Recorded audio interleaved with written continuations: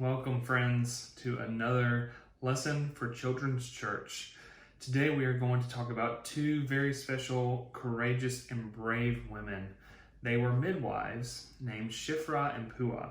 Now, I know those are funny names, but I bet you probably remember the story of Shiphrah and Puah. But we're going to look at that story again because this is part of our curriculum now. And so we are going to take a look at that. But first of all, I want you to think of a family member or somebody, a friend, someone that you go to school with. It could be your principal or your teacher, but think of somebody who really needs some prayer right now. Somebody who really needs to know that they are loved.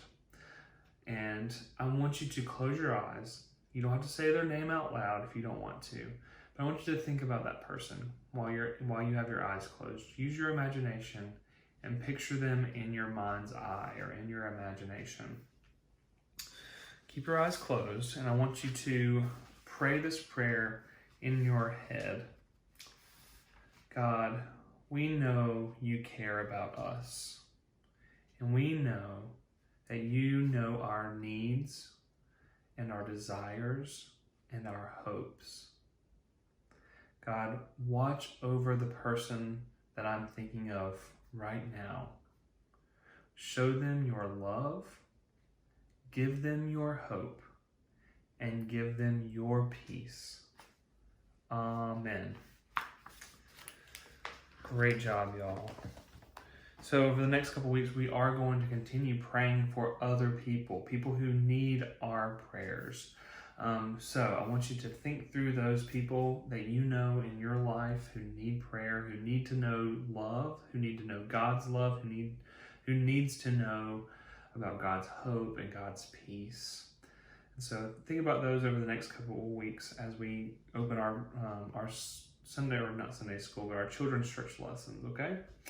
So it's been a little while since we've looked at our memory verse, but I want you to take a moment, and if you need to pause this video to memorize this Bible verse or Bible verses, you can do that. But let's read this together. Hear, O Israel, the Lord is our God, the Lord alone. You shall love the Lord your God with all your heart and with all your soul and with all your might.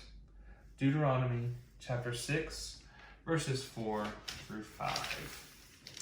So remember, children, I know there are some adults who are watching this as well. But children, if you can memorize that Bible passage and have your parents record it for you and send it to me, as long as you're not cheating and reading off of a piece of paper or something like that, then I will make sure that you get a special prize. All right, as I mentioned a few moments ago, we are going to be reading a story about Shiphrah and Puah, who were two brave women who were midwives.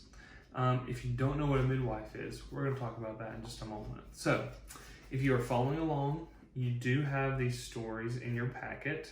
You'll need to look at pages 48 and 49. Those are the comic-looking pictures. So look for these pages if you want to follow along. Now remember, as always, those versions of the story with the comic pictures are a little bit different from the story that I'm going to be reading, but it's still fairly easy to follow along. So let's read this story together about these two brave women. For many years, Jacob, his son Joseph, and all of Joseph's brothers and their families lived in Egypt. By the time everyone in Joseph's generation had died, the land was filled with the people of Israel.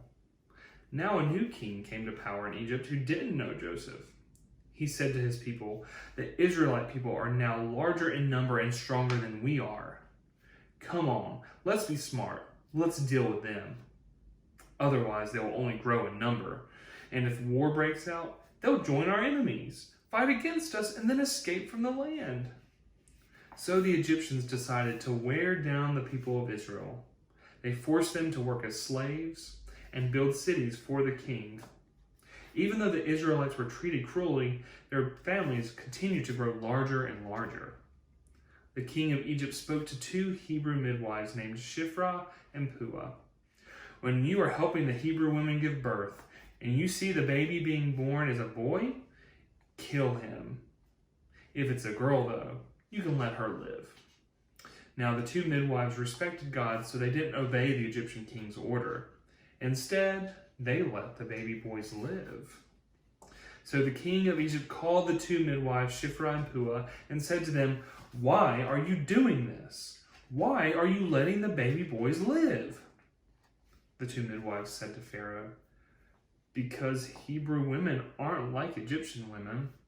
They're much stronger and give birth before midwives can even get there." So God treated the midwives very well. And the people kept on multiplying and became very strong. And because the midwives respected God, God gave them households of their own. Then Pharaoh gave an order to all his people, "Throw every baby boy born to the Hebrews into the Nile River, but you can let all the girls live."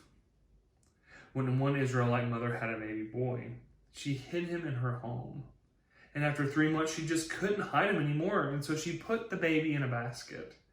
She put the basket among the reeds near the riverbank. The baby's sister stood by to watch over him. Pharaoh's daughter had come down to bathe in the river, while her women servants walked along beside the river. She saw the basket along the reeds, and she sent one of her servants to bring it to her. And when she opened it, she saw the child.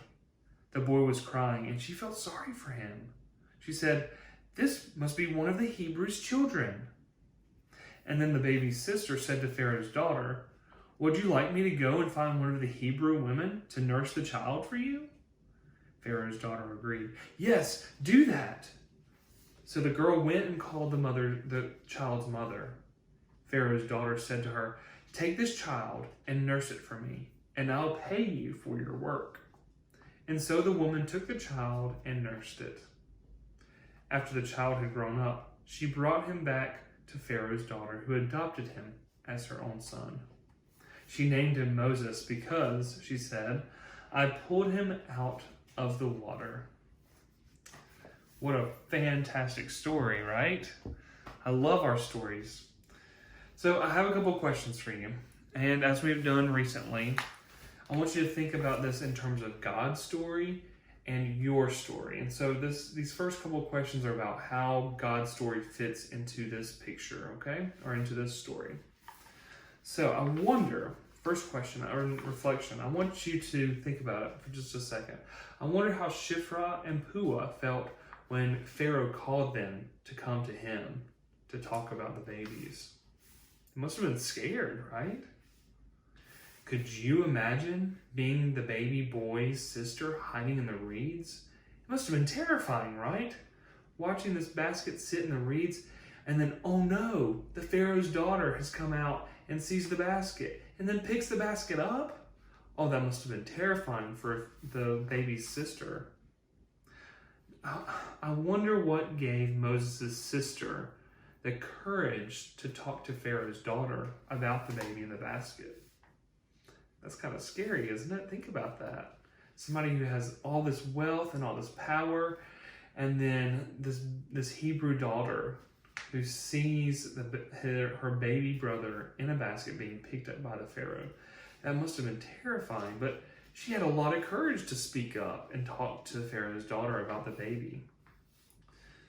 Now, here's a question that even I don't have an answer to, but I wonder, why do you think Pharaoh's daughter took the baby from the basket and took it in as her own baby and adopted it? Because she knew it was a Hebrew baby, and Pharaoh, her dad, her father, wanted to get rid of all the baby boys that were born to the Hebrews. So why would she have taken that baby? Interesting, huh? So that's God's story. So let's think about how your story fits into this story of God's story. Lots of stories going on, right? So think about this for just a second in your own experiences. So the midwives and Moses' mother and Moses' sister were all very, very brave. So I wonder if you know someone who is brave. And maybe that's yourself. Maybe you are brave. But I wonder if you know somebody else who is also brave. And then Moses' sister helped her family by talking to Pharaoh's daughter.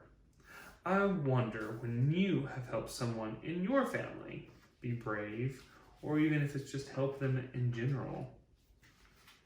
Lots of chances to be brave, right? Lots of chances to be scared as well. It takes a lot of courage to be brave. All right. So next I want you to look at your Spotlight magazine, as long as you're keeping up with it, okay? I want you to turn to page 20. This is the only page for today's lesson. But I want you to read these stories. There are 3 stories here about acting boldly to keep people safe. And then, like I said a moment ago, if you don't know what a midwife is, you're going to have an opportunity to learn what that is, because there's a place right here at the bottom of this page called Spotlight Midwives. I want you to read that, and you can learn a little bit more about what a midwife is or what a midwife does. And you know, there's actually someone in our congregation who is a midwife, was a midwife. That's Allison Langley. So if you have any questions about what a midwife does, or an experienced midwife and what she's done in her past, I would be more than happy to put you in touch with Ms. Allison, and she would be more than happy, I'm sure, to talk to you about her experience as a midwife. So, now, we've come to the end of our lesson today. What I want you to do now is take the hand of somebody who's sitting close to you. And if there isn't anybody with you right now, I want you to give yourself a gigantic hug, the biggest hug you could ever given anybody, including yourself. And just squeeze as tight as you can, okay? And we're going to close in prayer. So if you want to, while you're hugging yourself or holding the hand of somebody who's nearest to you, go ahead and bow your head, and we're going to close in prayer. God, thank you for showing us, through the stories of these women, how to bravely do what is right. Give us courage to make choices that help others, even when it's hard. Surround us with your love and give us your peace. Amen. All right, folks, I am so glad that you joined us. I know last week we didn't have children's church, and that's okay. Because if you remember correctly, we used to have one Sunday off, and that was for Communion Sunday. So I recognize that this is Communion Sunday, also All Saints Day. But we're going to continue to have children's church for now, and we will make sure that your parents know the Sundays that we won't have children's church, okay? So as you go throughout this week, though, I hope you remember that you are loved, and there's absolutely nothing that you can do about it. Much love to you all and your families, and we'll see you next week when we start talking about Moses a little bit more, okay? See you next time, friends. Bye-bye.